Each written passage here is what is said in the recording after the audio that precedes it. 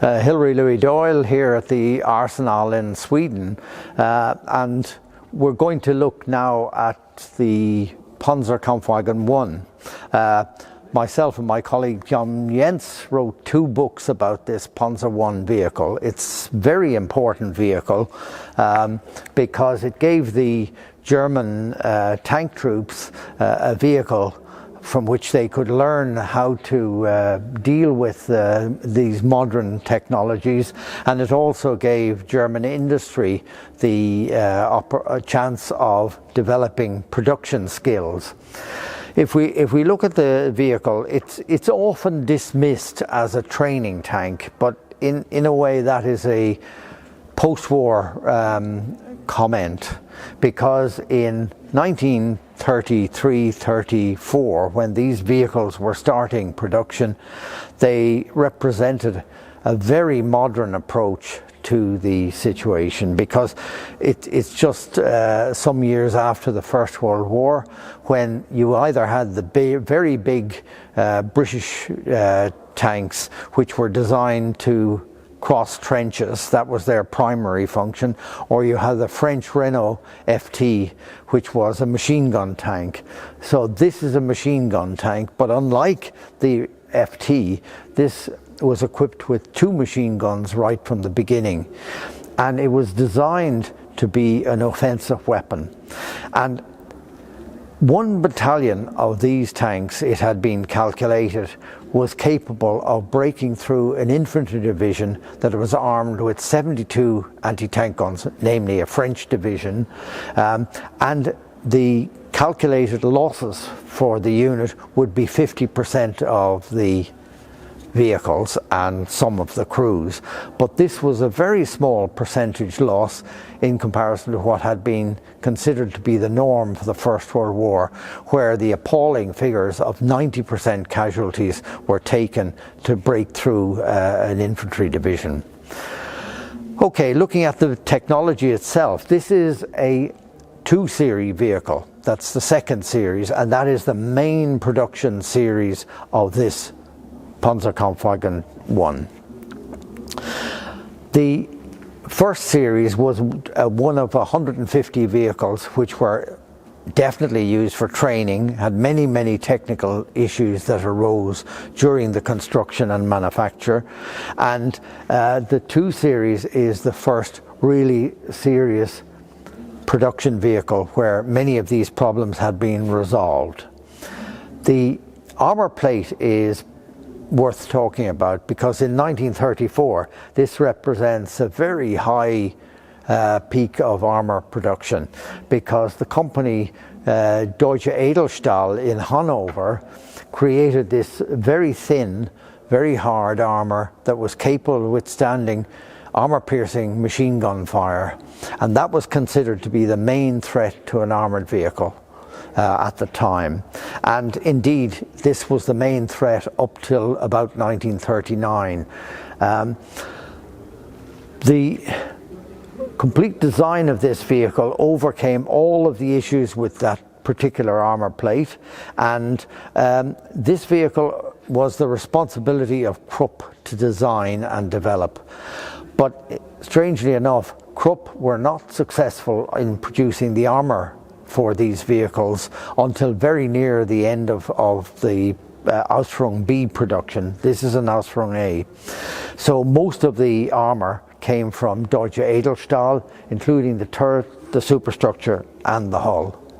And it's possible, when you know about that, to identify the different manufacturers of the vehicle from the way the armour is laid out. Slight differences. This particular Panzer 1 has a chassis number 9512, and that tells us that 4 companies who assemble these vehicles, Krupp Gruson in Magdeburg, Daimler-Benz in Berlin, Henschel in Kassel, and MAN in Nuremberg. There was about 1,000 of these Series 2 vehicles produced, and they were used for maneuvers and training and so forth. But even in 1934-35, the Germans knew that they needed a gun-armed tank, and that was going to be the Panzer II. But this particular vehicle was very useful in the early days, and the Germans supplied 102 of these to the Spanish for use by the nationalists in the Civil War.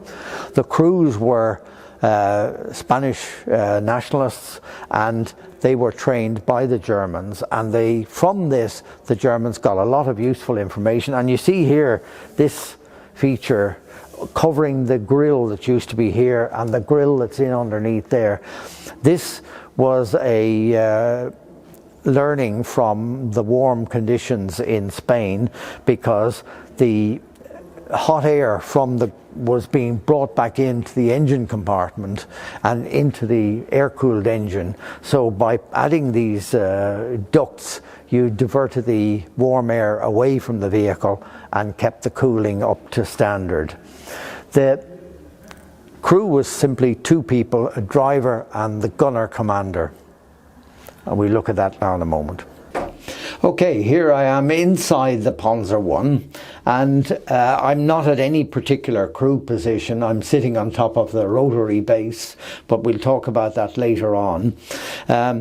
Here in front is the driver position. The seat back comes out of the way to allow the driver to sit in there, and he has his vision blocks.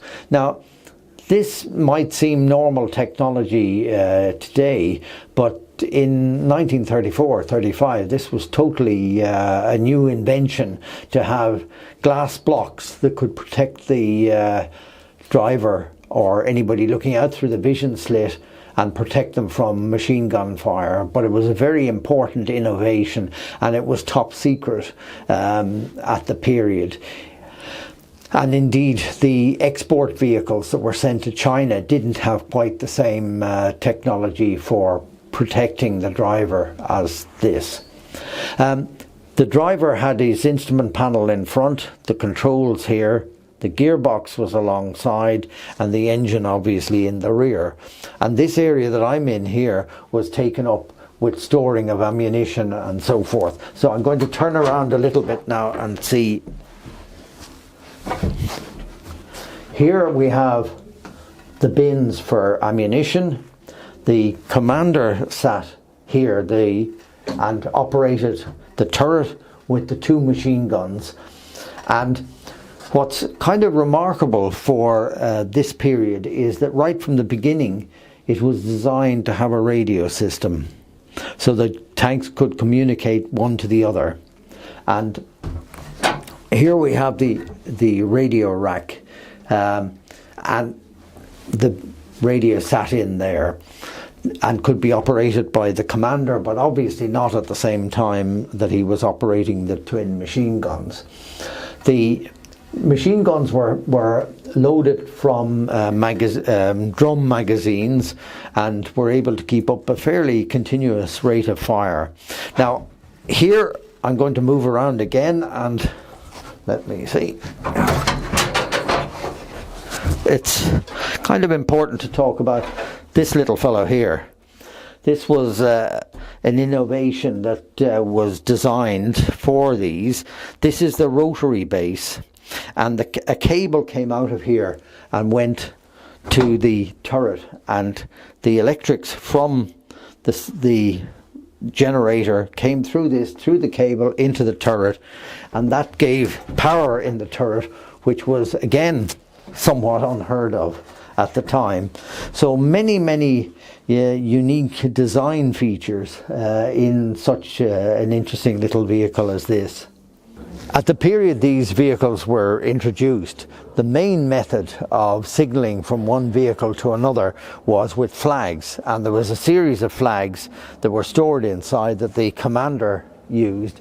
And this hatch here, which is also a ventilator, is for putting the flag out and signalling to the other tanks in the unit. But remarkably, this vehicle, as I said, inside has a radio set for communicating with other vehicles. So it has two methods of signalling. Okay, the unit that was equipped with these Panzer Is also had a kleine Befehlspanzer, that's a armoured command vehicle based on the same chassis but without the rotating turret, and the superstructure went up a little bit higher, and that gave room for carrying a multiple of radio sets, both a sender and a receiver. So that vehicle could communicate with the tanks in the unit, and they had their receiver sets, at least initially. Another innovation that occurred after they brought these into service in the first manoeuvres, they realized that it was too much to ask the commander gunner in the turret to remember to lower the radio antenna when he wanted to swivel this way. So they introduced a modification that when the turret rotated, the radio antenna folded down into this trough here. And this is the 1.4 meter antenna, copper antenna. So that with the command vehicle, they were able to communicate with the vehicles in the squad. They were able to, individual vehicles were able to signal their condition from the hatch in the top, and the command vehicle then could talk to radios back in the headquarters. So it was a very interesting and modern system that introduced many of the techniques that then became normal during the Second World War. Obviously, in Spain they realized that you couldn't really use these vehicles in combat with the heavier Russian gun-armed tanks, but they had the Panzer IIs for that purpose, but they were never brought to Spain.